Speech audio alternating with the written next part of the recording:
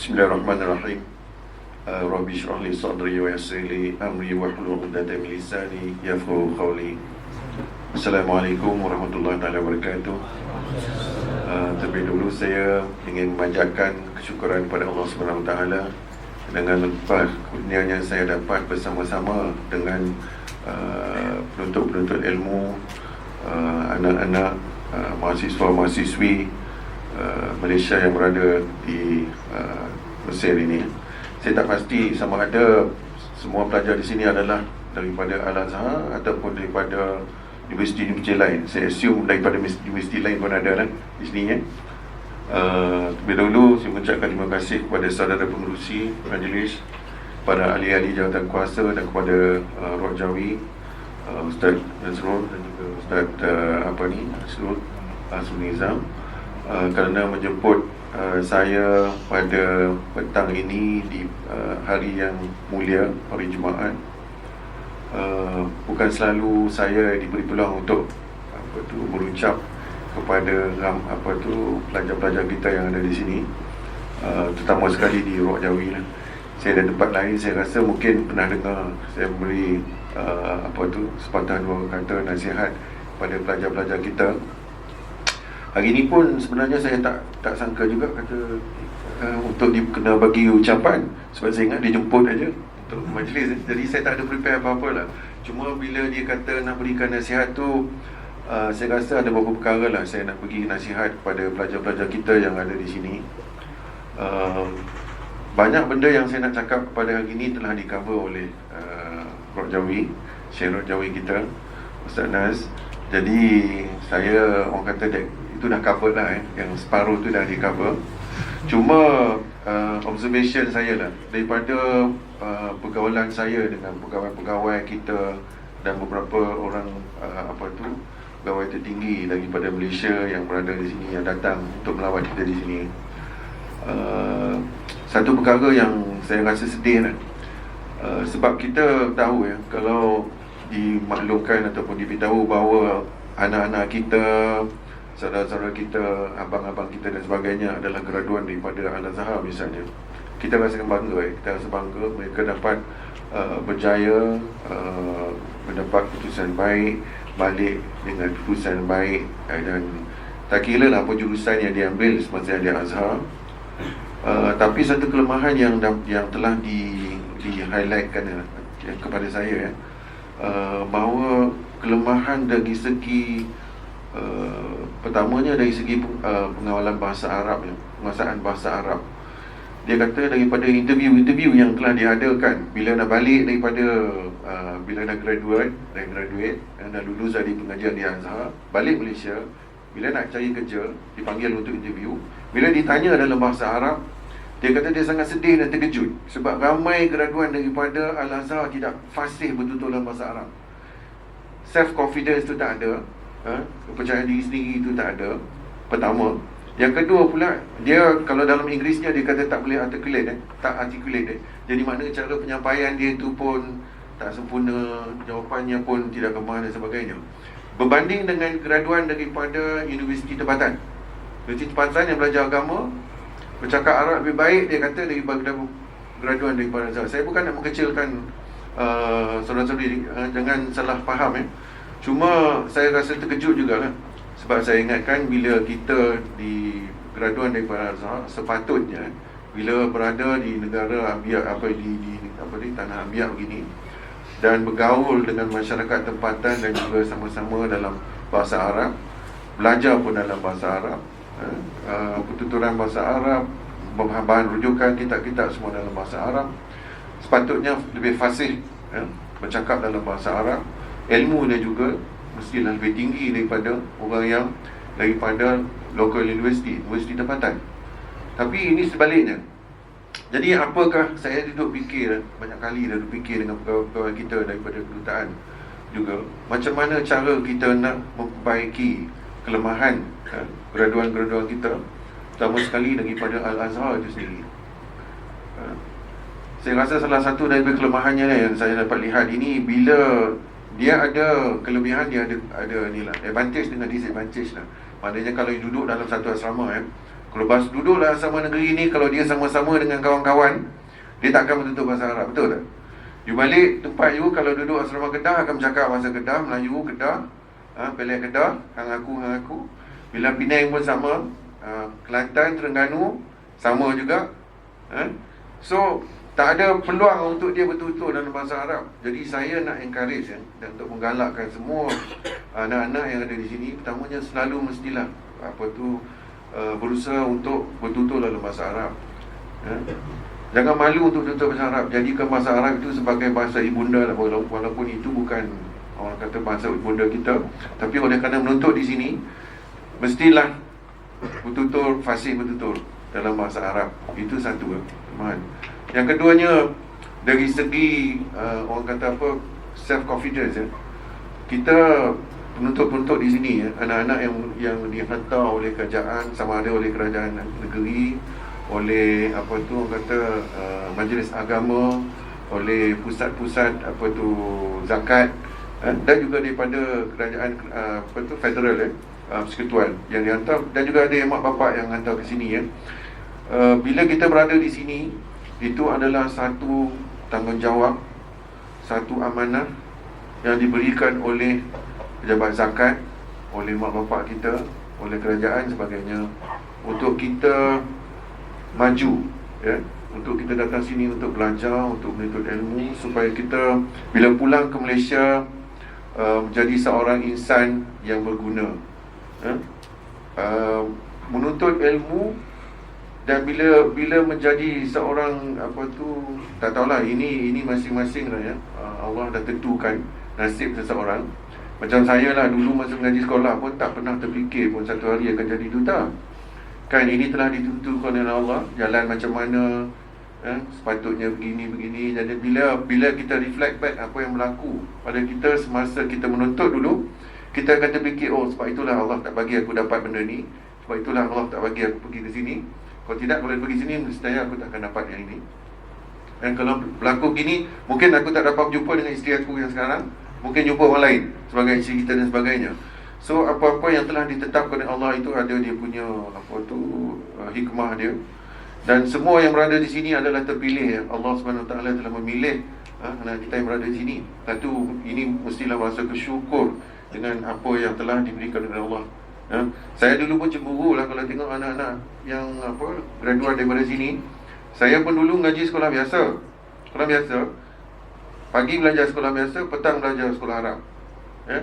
Jadi dulu tu masa dah lama lah, masa sekolah rendah dulu kan, belajar Arab ni bolehlah bercakap Arab sikit-sikit. Tapi bila dah orang kata tak belajar selalu kan, tak bercakap, tak ada peluang untuk bercakap dengan orang lain, jadi lupa. Kelas bahasa baca Quran ada, itu biasalah kat Malaysia. Tapi kelas tak ada, orang kata continuity tu tak ada. Jadi peluang tu tak ada. Jadi bila kita berada di sini, saya ingin mencabar anak-anak yang ada di sini, supaya bila ada di sini tu untuk menuntut ilmu dengan orang kata dia punya kita punya niat itu mestilah betul. Tujuan apa kita nak belajar kat sini. Dan bila dah menuntut ilmu, dah berjaya, mungkin sebagaimana yang telah dinyatakan oleh Roh Jawi kita, kita nak azam dalam masa 5 tahun yang akan datang ini adalah untuk membimbing dan juga untuk melahirkan graduan-graduan dalam master dan juga PhD. 100 orang 100 orang graduan dalam master. InsyaAllah kalau ada niat di hati, memang tujuan kita untuk buat master dengan PhD. Dan besok bila dah ada master dan ada PhD, mungkin akan jadi mufti-mufti, jadi ulama terulung dan tersohor di Malaysia. Sebab kita selama ni saya rasa belum ada seorang ulama dari Malaysia yang kita boleh banggakan, di mana terkenal di Nusantara. Sekarang Indonesia memang banyak. Malaysia ada mungkin, tapi taklah seorang kata taklah terfamous sebagaimana yang dari Indonesia. Kalau di Indonesia memang ramai.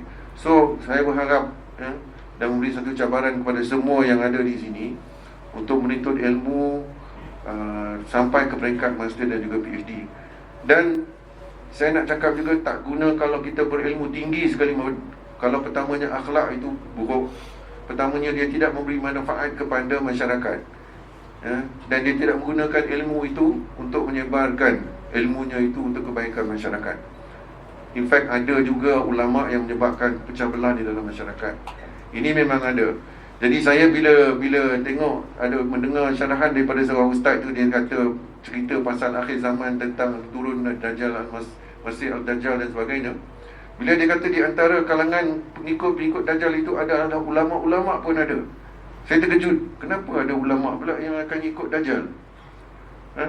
Jadi mungkin kita dapat fikirlah kenapa dia kata ada juga ulama-ulama, agama Islam, orang Islam dan ulama-ulama juga mengikut Dajjal. Padahal kita memang jelas, memang tahu siapa Dajjal itu, bahawa dia memang menyeleweng dan sebagainya. Bukan apa itu Isa yang sebenar. Tapi ada ramai yang akan ikut. Jadi masing-masing kena tanyalah masing-masing. Dan satu lagi yang saya nak ingatkan kepada anak-anak ni, kita jangan ada perasaan negatif pada diri sendiri. Sebab dia ni kalau perasaan negatif ni, orang kata apa, anti government, anti association, anti itu, anti ini, semua dia tak suka. Kita ni mesti mempunyai pandangan yang terbuka, positive outlook of life. Yang itu yang kita nak tengok daripada pelajar-pelajar kita. Dia mesti open-minded, ya? Dia mesti open-minded. Kalau ada pendapat orang lain berbeza dengan pendapat kita, jangan terus kita nak kutuk, terus nak condemn. Saya tengok dalam Facebook pun kadang sedih, ya? Saya tengok apa tu pandangan-pandangan ustaz-ustaz, macam Ustaz Abdul Somad, ya? Ustaz Abdul Somad daripada Indonesia itu.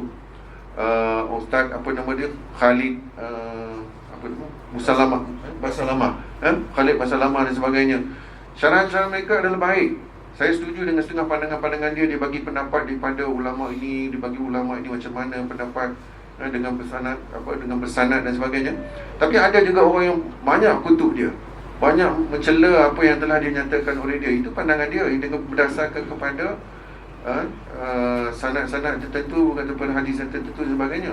Memang ulama sendiri pun banyak berbeza pendapat, kan. So dia bagi pendapat ini dan dia juga bagi pendapat. Tapi saya bila tengok apa orang yang bagi komen tu, sama ada dalam Facebook ataupun dalam dia punya ni, sangat menyedihkan. Saya harap orang Melayu kita kikis. Kalau kita tak ada something yang positif nak bagi apa tu pandangan yang positif, jangan duk kutuk, jangan duk cari dosa tak tu pasal. Banyak macam tu saya tengok. Sedih, kan? Padahal niat dia adalah untuk menyampaikan ilmu, untuk mendidik masyarakat tentang apa tu agama kita sendiri. Tapi banyak yang tak setuju dengan pendapat dia, kutuk. Padahal ada yang kata dia mentang-mentang dia dapat PhD, dah ada PhD, maknanya dia boleh menentang pendapat ulama-ulama terulung dari dulu. Dulu kita tak pernah buat begini, kenapa guna begini? Dulu boleh buat begini, kenapa tak boleh buat begini? Sekarang kenapa tak boleh? Sebagainya, ya. Kita mungkin boleh dapat, mungkin mempunyai perbezaan, ya, dari segi pendapat. Tapi saya harap jangan sampai ke tahap di mana kita mengutuk dan mencaci dan memaki orang itu, di mana tak tentu pasal kita dapat dosa. Kamu kita kata sebelum kita nak mengkritik ataupun nak bercanggah dengan pendapat orang lain tu, kita berfikir sendiri dengan ilmu kita yang ada pada kita. Kalau kita tak ada benda positif yang kita nak cakap, lebih baik kita diam. Itu lebih baik. Saya ikut ajaran agama, ya. Kalau kita tak ada benda yang baik kita nak cakap, lebih baik kita diam diri. Kalau tidak, ni orang kata dosa. Lagi satu ni pasal Facebook ni, saya lihat ada juga orang kita ni senang sangat nak nikan Facebook, kan. Dia nak download Facebook, tengok kawan hantar, belum yakin, belum pasti benda tu betul tak betul dan sebagainya, terus dia upload pada kawan-kawan, pas ni. Kadang-kadang kalau benda itu tak betul dan dihantar pada kawan, orang tu pula percaya benda tu ni pas lagi pada orang lain, dosa itu akan bertambah kalau benda tu tak betul. Satu fitnah, misalnya, tanggung dosa tu semua tu. Jadi sebelum nak buat sesuatu, saya minta lah kepada semua dan kita berfikir dulu. Yang macam saya terdengar tadi yang bila Ternas beritahu tadi yang ada pihak tertentu yang even kutuk Ruak Jawi, yang ada condemn Ruak Jawi dan macam-macam lah. Dia kata kalau boleh nak minta Ruak Jawi ditutup dan sebagainya, ya. Walaupun macam mana kita mesti berfikir lah, Ibu Rasulullah SAW itu tu makhluk yang paling baik, yang paling orang kata tak pernah marah orang, tak pernah pukul orang, tak pernah maki orang dan sebagainya, pun ada musuh juga, ada orang yang benci dia juga. Tambah kalau kita ni orang biasa ni, kan, kita tanyalah, mesti ada juga. Kalau kita cakap benda baik macam mana pun mesti ada orang yang tak setuju.